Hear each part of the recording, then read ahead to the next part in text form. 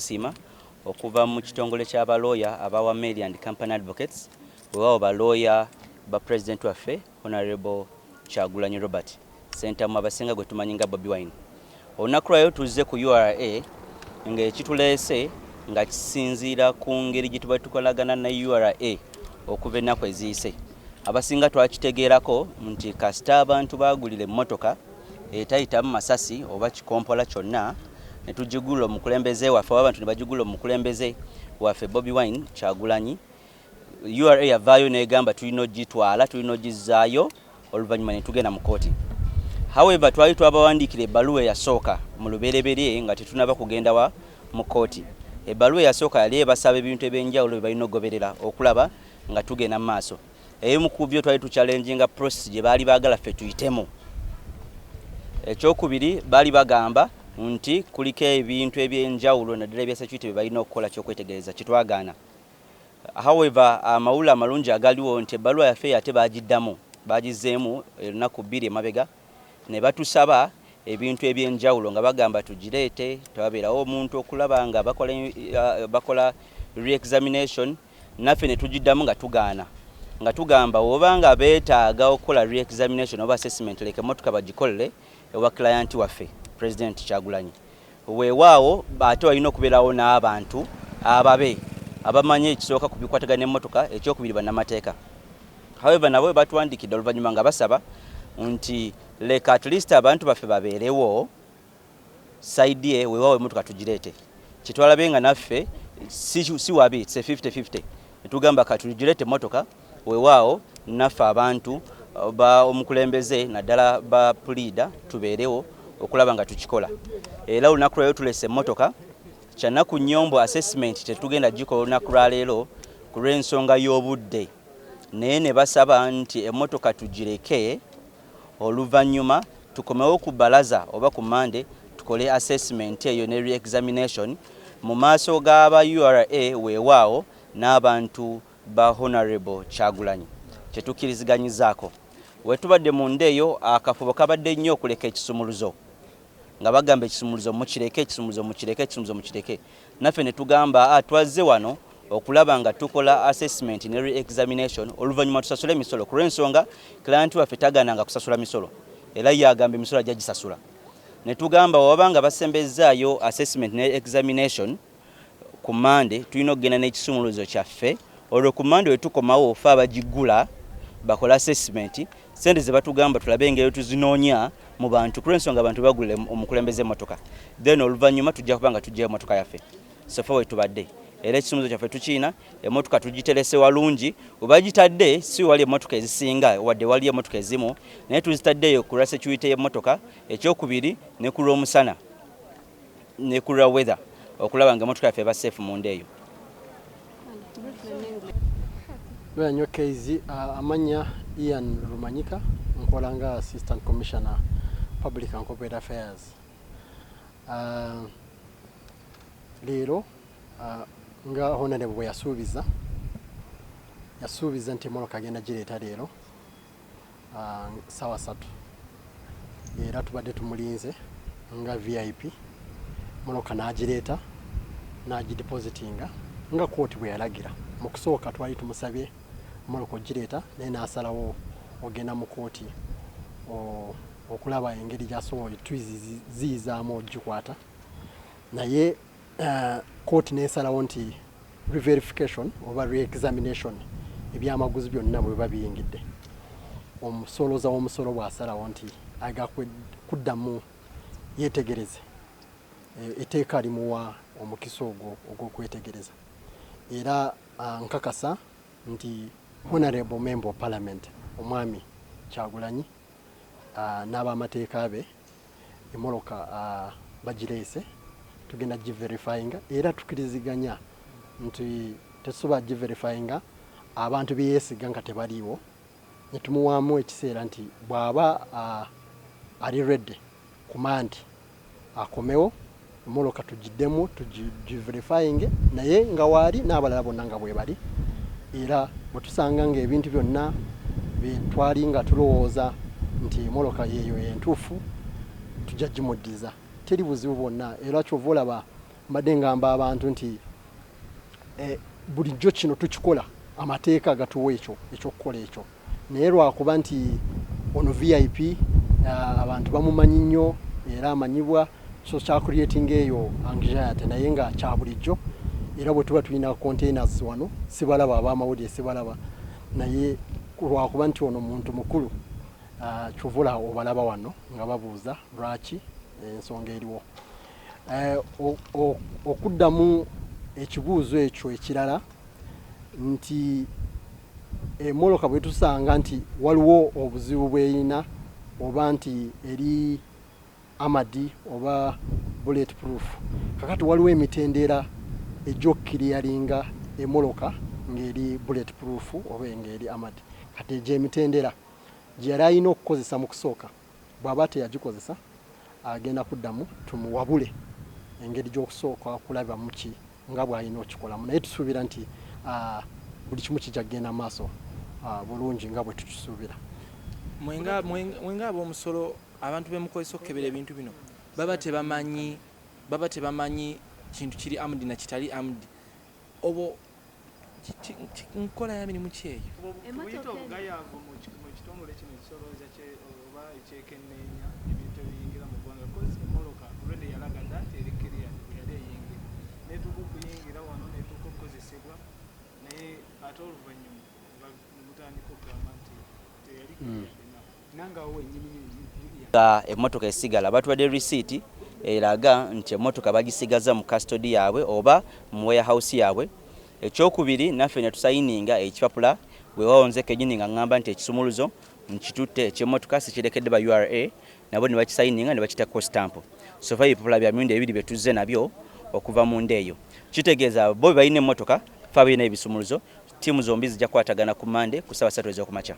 Tosuubira nti emmotoka eyo eyinza okutaataaganyizibwamuko yadde ekisumuluzo mugenze nakyo? Amazima tekisoboka ku lw'ensonga emmotoka gye twagijja abantu gye bagigula twesigayo era bo kennyini mpozi nga bayisa ekisumuluzo naye amawulire amalungi agaliyo nabo tebamanyi sayidi eri emmotoka gye twagigula. Okay, ekisooka omukulembeze waffe taliiwo ku lw'ensonga teyeetagisa kubeerawo. Kulwaki nti tebayise ye bayise bannamateeka be okulaba nga tubeerawo weewawo ne ttiimu okugeza driver we bamakanika baffe betwesiga omu babiri basatu n'abantu abamu ye tasobola kubeera no batabali teyeetagisa kubeerawo naye nga gyali era ali safe ne famire ye.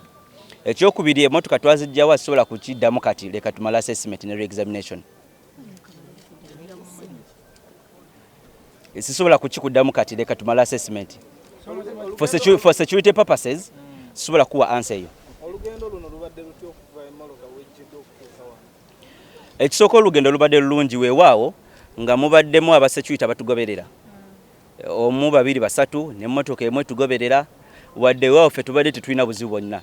Ekituleese okusinziira ku communication gye twabadde wakati waffe n'aba URA olunaku lw'eggulo nekye twasazeewo era bwe tuuse wano mu URA batulabye bulungi batwaniriza bulungi buli kimu kitambudde bulungi.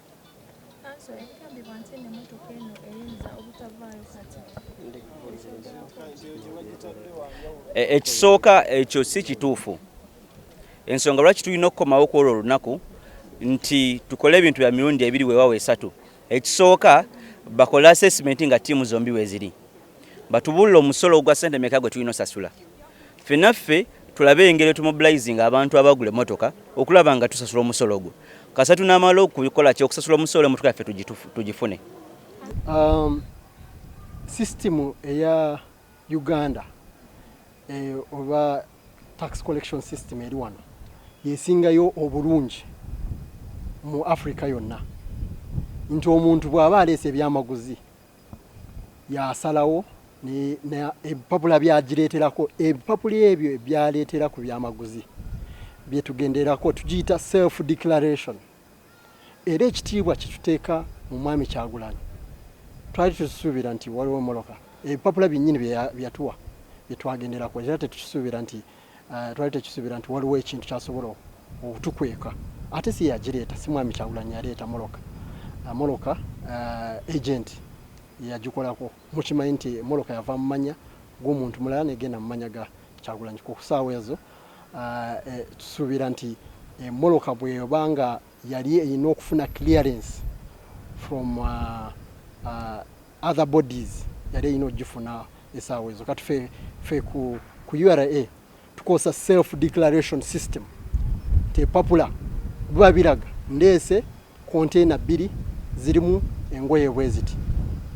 Okay, netugendera ku ekyo kyotubulidde era tusuubira nti enkola yenungi era n'abasuubuzi gye batusaba olunaku tetwagala kuddamu ate kukeereya ate kuddamu epapula byotuwa naye tosobola epapula bw'oba obireese nga byebikakafu byebyo tugenderako naye bweba nti ebiri bikakafu kyova olaba tulina etteeka lituwa re-examination tetusobola twala bbanga ddene ng'ekintu tekimanyibwa.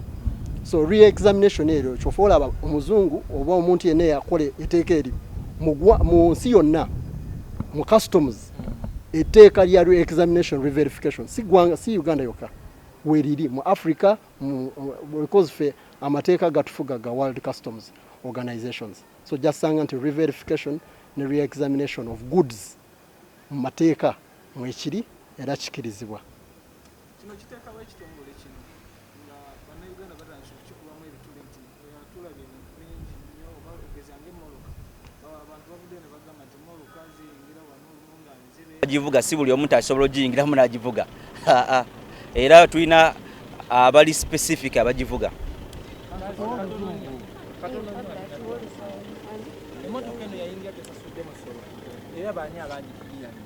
Ekisooka emmotoka yayingira esasudde omusolo era ba URA bagikiriyalinga bulungi nnyo. Bwe bamala ogikiriyalinga ne bagituwa ng'eri mu mannya g'omukulembeze waffe buli kimu ne tukireeta. Naye bwe twavaayo olw'essanyu eringi abantu lye baali bakoledde omukulembeze waabwe oba waffe ne tutandika okwogera ebikwata ku mmotoka naye nga bagikiriyalinga bulungi kyetasuubira okutugamba esente nnyingi in case waliwo ekya ssente ku lw'ensonga omusolo ogusinga twakola ki twagusasula mu butamanya ekyo nja kigamba ye. Gana nungi nnyo n'ebitongole byonna ebyamateeka ekintu kyonna bwe kiba kiyingira eggwanga bwe kiba ddagala kiba NDA n'okikiriyalinga bwe kiba agriculture nga kiri mu ngeri y'ebirime Ministry of Agriculture ekikiriyalinga bwe kiba nga kiina UNBS nga tenakiteekako stamp teri musoro gukirwako ebintu byonna bwe biba biyingira wano tukolegana n'ebitongole ebirina obuvunaanyizibwa obwo okutuwa omukisa gw'okuggyako omusolo ku kintu ekyo. So ekyo terina kwe process ya re-verification or re-examination eba yetegereza ekintu kiwa declaringa mu kusooka kibe ekituufu bwe kibeera ekituufu nga moloka agitwala bwe kiba nga moloka yali nga erina okusooka yetegerezebwa aba for example aba Ministry of Foreign Affairs oba Ministry of Internal Affairs ng'eddamu nga bagyetegereza bwe basanga nti emmoloka zonna omuntu yenna bw'aba aleeta emmoloka nga ya njawulo nga kangambe ng'eya tourism emmoloka gy'oleeta ya bulambuze eyo Ministry of Tourism erina okuwa clearance because kati eyo tetuggyako musolo emmoloka ng'eya tourism tetuggyako musolo so kati eyo Ministry of Tourism egikwonamu negamba kati eno ya bulambuzi temuggyako musolo naye tusooka kumanya Ministry of Tourism egitaddemu tochi negyetegereza so ebintu biri transparent ate bino okukungaanya omusolo bwekiro bwe kiri so process eri transparent lwakuba nti tukizanze nti ono VIP mukulu honorable member of parliament ne mufuna interest eyo naye nga kya bulijjo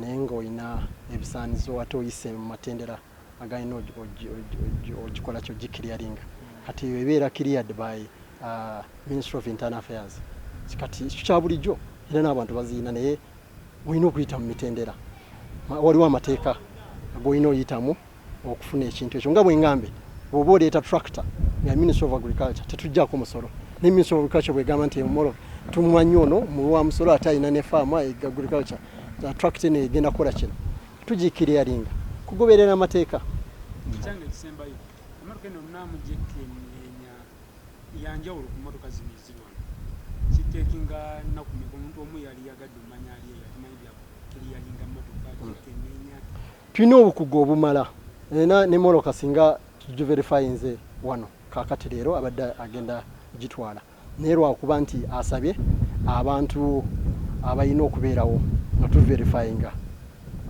bakakasa nti bajja okuwetegereza ekintu kye tuverifyinze oba kituufu tukuwa omukisa nti abantu abo babeerewo oba tuverifyinga bwe tukkiriziganya nti ekintu kye tuverifyinze kituufu teri kyekubiira nga kintu kiba kiggwa so buli omu alina omukisa okuleeta abantu mande yes oba ne leero kibadde kigenda kuggwa nyabo naye lwakuba asabye nti mande abantu bajja beerawo so amanya mukama wange kino nakizeemu ogundi okay amanya nze Ian Romanyika era wano nkola nga acting assistant commissioner public and corporate affairs. Just in 1 minute,